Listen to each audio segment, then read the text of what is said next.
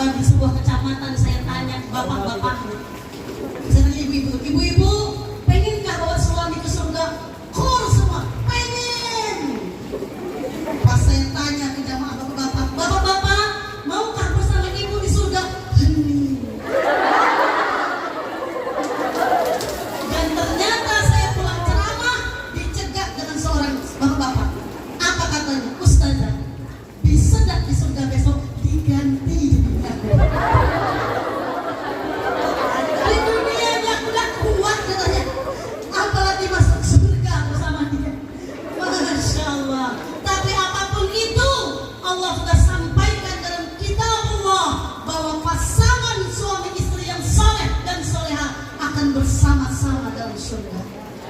Amin. Bahkan dalam sebuah hadis yang panjang, Imam Ibnu Waraq Al-Hashim menegaskan, apa kata beliau? Ketika ahli kubur masuk di kubur, ditanyakan oleh Munkar dan Nakir, dan mereka menyelesaikan ujian di kubur, hal pertama yang diteriakan oleh seluruh ahli kubur ketika berjumpa dengan Allah, apa di barzah teriakan mereka? Aqimis sa'ah, ya Allah, segerakanlah hari kiamat agar kami bisa berjumpa dengan istri-istri kami, anak-anak kami, dan juga kedua orang tua kami. Ternyata rintihan di kubur setelah ujian kubur tetap ingin berjumpa suami istrinya ataupun anak-anaknya. Maka tadi saya katakan, ini syariatnya di surga akan kembali ke surga setelah syariat yang lain dihapuskan oleh Allah Subhanahu wa ta'ala. Maka pernikahan bukan hal yang sepele, tapi dia menyangkut misakan ghaliza, perjanjian yang abadi dan suci di hadapan Allah Subhanahu wa ta'ala. Itu baru pembukaan, ibu-ibu, belum ceramah lagi. Bisa bayangkan bukan ibu-ibu, anak-anakku, kalau pembukaan saja panjang, apalagi ceramahnya. Karena guru saya, abang saya, Al-Ustaz Haji Husaini bilang, pokoknya ceramahnya sepanjang-panjangnya. Ibu-ibu pilih yang mana? Yang pendek enak atau yang panjang enak? Yang pendek enak. Ceramahnya mulai mikir yang lain, ibu-ibu. Salawat dan salam kita sampaikan pada junjungan kita Nabi besar Muhammad sallallahu alaihi seorang tauladan agung dalam pernikahan. Tidak ada yang berhak dicontoh dalam mengarungi pernikahan kecuali baginda Nabi besar Muhammad sallallahu alaihi wasallam. Ibu-ibu, adik-adik, anak-anak sekalian yang dirahmati Allah. Bukan adik-adik, anak-anak. Karena saya ngajar semua aja. Nah, panggil adik-adik kemudahan. Dalam hatinya tahu diri. Ibu-ibu, anak-anak sekalian yang dirahmati Allah. Semua orang yang menikah pasti ingin bahagia. Maka bagi yang belum menikah, melihat pernikahan itu seperti sekuntum bunga mawar, indah dipandang mata, tapi seringkali mereka lupa di balik bunga mawar yang merah merekah merona tersimpan duri yang sewaktu-waktu bisa melukai siapapun yang menyentuhnya.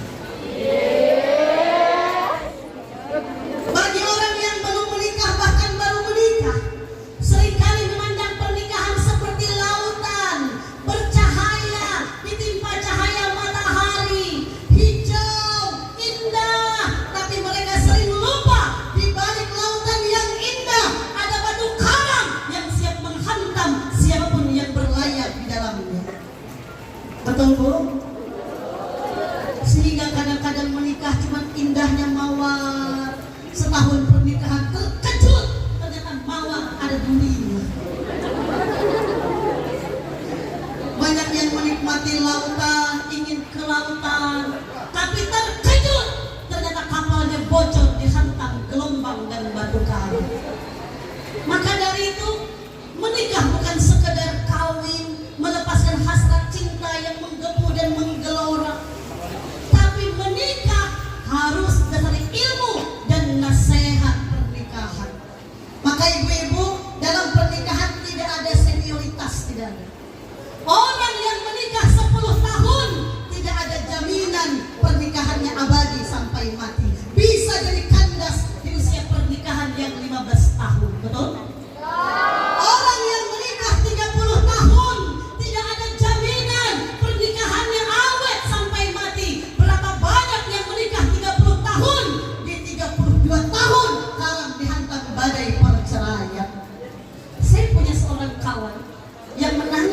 rumah saya gara-gara ibu dan ayahnya yang sudah 40 tahun menikah bercerai.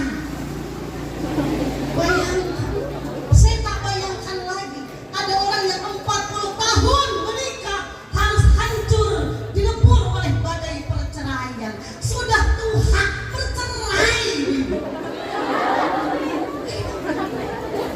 Dan beberapa tahun yang lalu saya diundang ceramah di pengadilan agama. Saya duduk menunggu jadwal ceramah. Di samping saya ada seorang pemudi muda, saya taksir umurnya kira-kira 20-an tahun. Dan saya tidak meleset. Saya tanya, kenapa dia ke pengadilan cerai? Coba bayangkan, terkejut saya. Saya tanya, berapa tahun kau nikah? Baru 2 tahun kain. Kenapa 2 tahun cerai? Suami ada romantis juga, bayangkan. Karena kiblat pernikahannya artis Korea.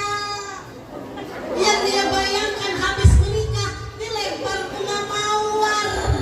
Tapi arwah Taufikur Rahman bukan model Korea. Kiblat pernikahannya artis India. Yang banyak tidur kucing-kucing.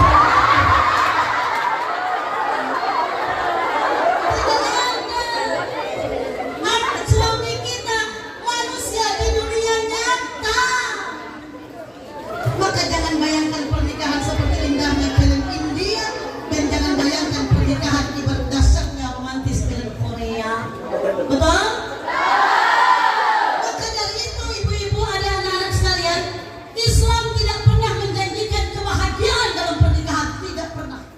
Siapa yang menikah niatnya untuk bahagia, bersiaplah dia kecewa.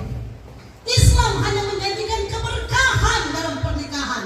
Maka saya tidak percaya dengan orang yang datang ke pengantinan lalu berdoa, aku doakan mudah-mudahan bahagia sampai ke anak cucu. Sudah ada doa yang diajarkan baginda Nabi. Kalau kita datang ke resepsi pernikahan, barakallahu laka, semoga Allah memberkahi kalian berdua. Berkah itu bukan tanpa masalah, tapi berkah itu ada masalah tapi ditolong oleh Allah Subhanahu wa ta'ala. Maka tadi siang sebenarnya saya sudah menghimpun 60 nasihat pernikahan dari berbagai ulama, tapi malam ini saya sampaikan 5 aja. Karena kalau 60 ini sampai azan subuh kayaknya. Kuat ibu-ibu? Saya yang tidak kuat. Yang pertama, kalau ingin membangun bahtera rumah tangga yang diberkahi Allah, Imam Ahmad bin Hanbal menasihatkan putranya Abdullah ketika menikah. Apa kata beliau? Ya Abdullah, libatkanlah Allah dalam setiap urusan rumah tanggamu. Maka Taufik, Nabi menyunahkan setiap habis ijab qabul mencium kening istri. Sudah?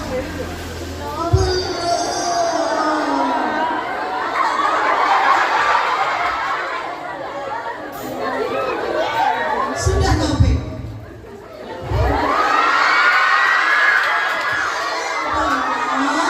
Berarti malam besok doakan istrimu. Ada doa Nabi ajarkan, Allahumma inni as'aluka khairaha, ya kan? Min khairi ma jabaltaha alaihi wa na'udzubika min syarriha wa syarri ma jabaltaha alaihi.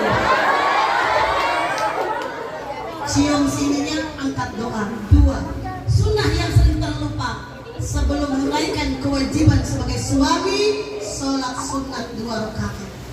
Tidak ada pemandangan paling indah ibu-ibu kecuali di hari pertama pertemuan dengan suami berdiri jadi imam di depan. Gagah